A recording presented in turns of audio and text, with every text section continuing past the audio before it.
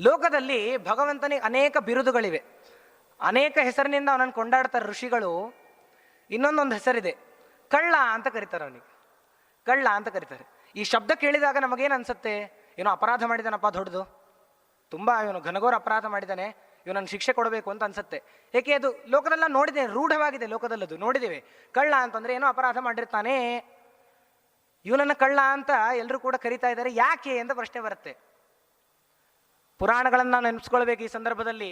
ಭಾಗವತ ಹೇಳುತ್ತೆ, ಕೃಷ್ಣನ ಮಹಿಮೆಯನ್ನು ಹೇಳುತ್ತೆ. ಅದು ಏನು ಅಂತಂದ್ರೆ, ಎಲ್ಲಾ ಗೋಪಿಕಾ ಸ್ತ್ರೀಯರ ಮನೆಗೆ ಹೋಗಿ ಬೆಣ್ಣೆ, ಮೊಸರು, ಹಾಲು ಎಲ್ಲವನ್ನು ಕೂಡ ಕದೀತಾ ಇದ್ದ. ಆಗ ನಮಗೆ ಜ್ಞಾನ ಇರಲಿಲ್ಲ. ಏನಪ್ಪ ಕದಿತೀನೇನು, ತಾಯಿಗೆ ಹೇಳ್ತೇನೆ ಬಾ ಅಂತ ಜೋರು ಮಾಡ್ತಿದ್ರು. ಅವನಿಗೆ ಕರ್ಕೊಂಡೋಗಿ ಯಶೋದೆ ಮುಂದೆ ನಿಲ್ಲಿಸ್ತಿದ್ರು. ನೋಡಿ ನಿನ್ನ ಮಗ ಹೀಗೆ ಮಾಡಿದಾನೆ ಚಾಡಿ ಹೇಳ್ತಿದ್ರು. ಯಶೋದೆ ಶಿಕ್ಷೆ ಕೊಡ್ತಿದ್ಲು. ಅವ್ರಿಗೆ ಯಾರಿಗೂ ಕೂಡ ಜ್ಞಾನ ಇರಲಿಲ್ಲ ಅವಾಗ. ಯಾಕೆ ಮಾಡ್ತಿದ್ದಾನು ಭಗವಂತ? ಅವ್ನು ಮಾಡೋ ಎಲ್ಲಾ ಕರ್ಮಗಳು ಕೂಡ ಒಂದೊಂದು ನೀತಿ ಅಂತ ತಿಳಿಸ್ಕೊಡ್ತವೆ. ಸುಮ್ಮನೆ ಮಾಡ್ತಿಲ್ಲ ಅವನು. ಆ ಪದಾರ್ಥದಲ್ಲಿರುವ ನಿಮ್ಮ ಪಾಪಗಳನ್ನು ಅಪಹರಣೆ ಮಾಡ್ತಿದ್ದಾನ ಅವನು. ನೀವು ಮಾಡಿದ ಪಾಪಗಳೇನಿವೆಲ್ಲ ಅದನ್ನು ಅಪಹಾರ ಮಾಡ್ತಿದ್ದಾನೆ, ಆದ್ರಿಂದ ಅವನು ಕಳ್ಳ.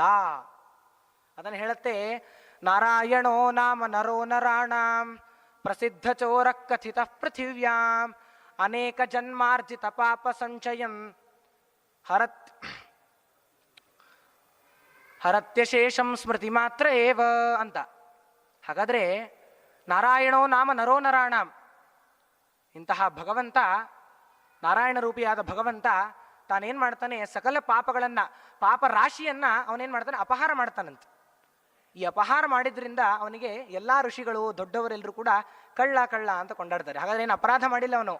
ನಿಮ್ಮನ್ನು ಉದ್ಧಾರ ಮಾಡ್ಲಿಕ್ಕೋಸ್ಕರನೇ ನೀವು ತಯಾರು ಮಾಡಿದ ಪದಾರ್ಥಗಳಲ್ಲಿ ಏನ್ ಮಾಡ್ತಾ ಇದ್ದಾನೆ, ಅವನು ತಗೊಳ್ತಾ ಇದ್ದಾನೆ. ವಸ್ತುತ ಅವನಿಗೇನು ಬೇಕಾಗಿಲ್ಲ. ಸದ್ಗುಣೇಶ್ವರಿ ಸಂಪನ್ನ ಅವನು. ದೊಡ್ಡದಾದ ಕ್ಷೀರ ಸಮುದ್ರ, ದಧಿ ಸಮುದ್ರ, ಲವಣ ಎಲ್ಲವೂ ಕೂಡ ಕೇಳ್ತೇವೆ ನಾವು.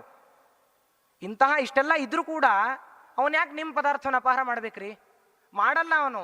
ಅದನ್ನು ಮಾಡ್ತಿಲ್ಲ. ತದ್ಗತವಾದ ಪಾಪ ಏನಿದೆ ಅಲ್ಲ ನಿಮ್ದು, ಪಾಪ ರಾಶಿ, ಆ ರಾಶಿಯನ್ನು ಅಪಹಾರ ಮಾಡ್ತಾ ಇದ್ದಾನೆ.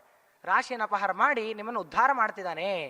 ಹಾಗಾದರೆ ನಾರಾಯಣ ದೇವರ ಸ್ಮರಣೆ ಮಾಡ್ರಿ ಅಂತ, ನಾರಾಯಣನನ್ನ ಉಪಾಸನೆ ಮಾಡ್ರಿ ಅಂತ ಮತ್ತೆ ಮತ್ತೆ ತಿಳಿಸ್ಕೊಡ್ತಾ ಇದ್ದಾರೆ. ಅಷ್ಟೇ ಅಲ್ಲದೆ